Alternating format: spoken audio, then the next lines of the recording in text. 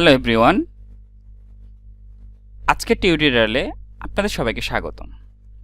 তো আপনারা অলরেডি জানেন এই প্লেলিস্টে এমনভাবে সাজিয়েছি যাতে আপনি এসইওর বেসিক থেকে শুরু করে একদম ইনডেপথ নলেজ পেয়ে যান।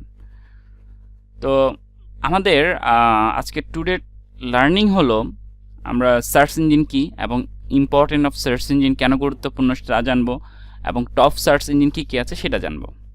তো আপনারা যারা চ্যানেলে নতুন তারা অবশ্যই চ্যানেলকে সাবস্ক্রাইব করবেন, পাশাপাশি যারা আমাদের ভিডিওগুলো রেগুলার দেখছেন তারা আপনার ফ্রেন্ডস অ্যান্ড ফ্যামিলির কাছে লাইক, কমেন্ট এবং শেয়ারের মাধ্যমে পৌঁছে দিবেন। তো চলুন আজকে আমাদের ক্লাস শুরু করি। তো শুরুতে আমরা জানবো সার্চ ইঞ্জিন কি। আচ্ছা ধরুন আপনাদের কাছে একটা কোয়েশ্চেন করি,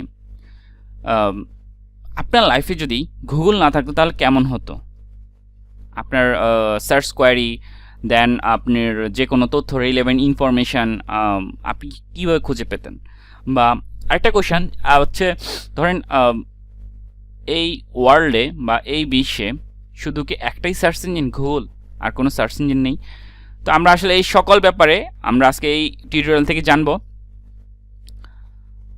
তো শুরুতে আমরা সার্চ ইঞ্জিন অপটিমাইজেশন এর আগের ক্লাসে অর্থাৎ এর আগের লেকচারে কিন্তু আপনারা অলরেডি জেনেছেন যে সার্চ ইঞ্জিন কি, অপটিমাইজেশনটা কি, আমরা কিভাবে বেস্ট ওয়ে ইমপ্লিমেন্ট করে আমাদের ওয়েবসাইটকে আমরা অপটিমাইজেশন করতে পারি।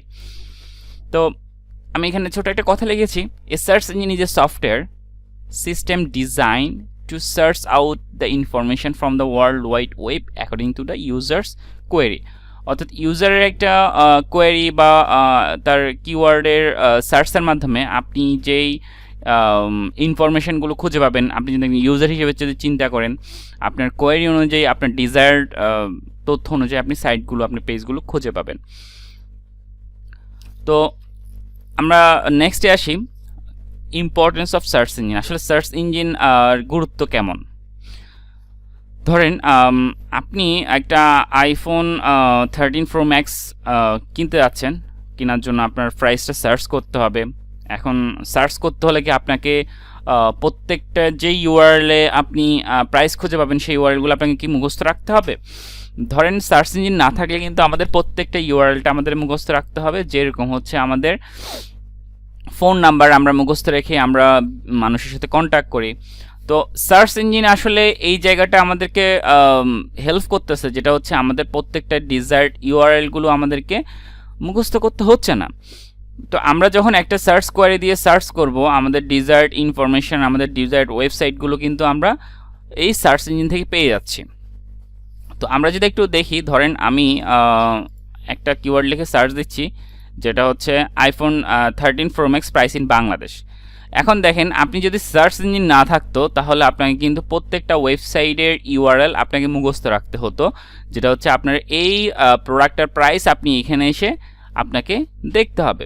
তো সার্চ ইঞ্জিনের অ্যাডভান্টেজটা হচ্ছে আমাদের এই জায়গায়, আমরা যখন আমাদের একটা কোয়েরি বা আমাদের কিওয়ার্ড দিয়ে যখন আমরা সার্চ করতেছি, আমরা এই ওয়েবসাইটগুলোতে গিয়ে আমাদের প্রাইসগুলো আমরা দেখে নিতে পারতেছি। আমাদের যে কোনো প্রোডাক্ট বা যে কোনো স্পেসিফিক, আমার যদি কোনো একটা কিনতে হয়, বা ই কমার্স সাইট বলেন, আমার অ্যাফিলিয়েট সাইট বলেন, আমরা যে সাইটের জন্য ডিজাইন করি না কেন, বা আমাদের ইউজাররা আমাদের কিওয়ার্ডগুলো নিয়ে যেভাবে সার্চ করে না কেন, আমরা যেহেতু এখানে যদি র্যাঙ্ক করি তাহলে ইউজাররা কিন্তু আমাদের খুব সহজে খুঁজে পাবে।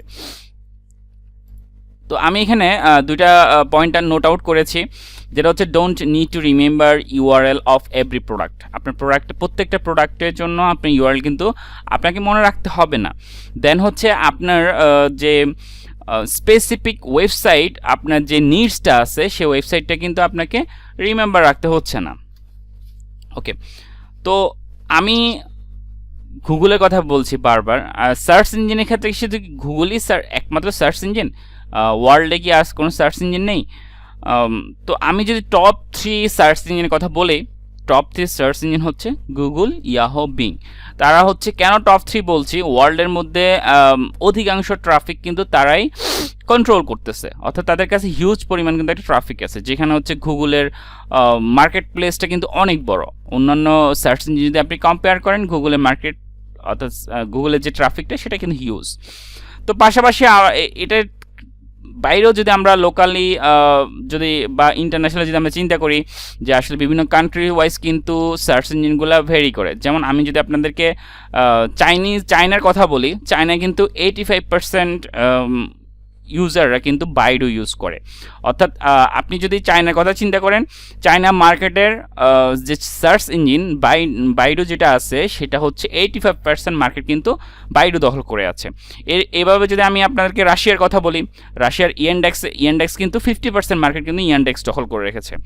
আর আরেকটা ব্যাপার আমি ডাকডাকগো, এটা একটু ফানি টাইপের, তাও কিন্তু এই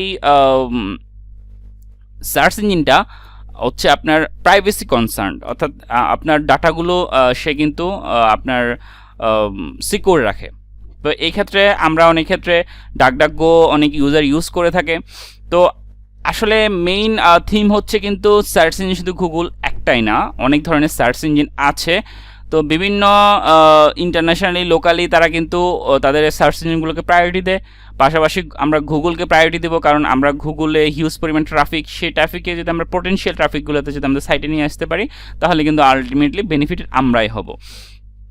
তো এই প্লে লিস্টের মাধ্যমে আমরা ধারাবাহিকভাবে কীভাবে আমরা প্রত্যেকটা ওয়েবমাস্টারের কাছে আমাদের ওয়েবসাইটটাকে সাবমিট করব, কীভাবে আমাদের প্রত্যেকটা সার্চ ইঞ্জিনকে অপটিমাইজেশন করে আমাদের ওয়েবসাইটটাকে র্যাঙ্ক করাবে, এই সকল ব্যাপারগুলো কিন্তু আমরা এই প্লে লিস্টে শিখে যাব।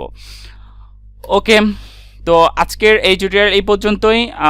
আপনারা অবশ্যই ক্লাস থেকে যারা রেগুলার দেখছেন, টিউটোরিয়ালগুলো দেখছেন, তারা শেয়ার করবেন। শেয়ার করার মাধ্যমে আপনার পরিচিত যারা আছে তাদের কাছে আপনি নলেজগুলো শেয়ার করবেন। আর যারা নতুন আছেন তারা অবশ্যই চ্যানেলটাকে সাবস্ক্রাইব করবেন, যাতে আপনি পরবর্তী লেসনটা খুব দ্রুত পেয়ে যান। তো আজকের লেসন এই পর্যন্তই, দেখা হবে নেক্সট টিউটোরিয়ালে।